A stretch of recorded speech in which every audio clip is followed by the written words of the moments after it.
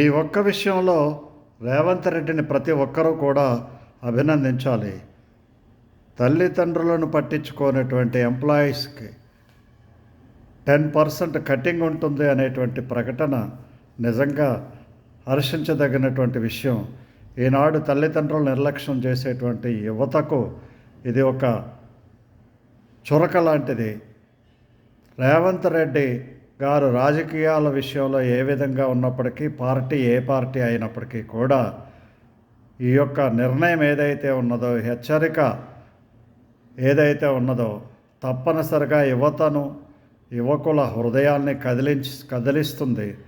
తల్లిదండ్రుల గురించి పట్టించుకునేటువంటి అవకాశం వాళ్ళకు కలిగిస్తుంది అనేటువంటి విషయాన్ని గుర్తుంచుకొని తప్పనిసరిగా ప్రతి ఎంప్లాయీ కూడా ఆ చట్టము అమల్లోనికి రాకుండా వాళ్ళ తల్లిదండ్రులను వారు జాగ్రత్తగా చూసుకుంటూ వాళ్ళకు కావలసినటువంటి ఫెసిలిటీస్ అందించడానికి ప్రయత్నం చేస్తారని చెప్పి సిటిజన్స్ ఫామ్ తరపున నేను కూడా ప్రజలందరికీ కూడా, ఆంధ్ర తెలంగాణ ప్రజలందరికీ కూడా విజ్ఞప్తి చేస్తున్నాను.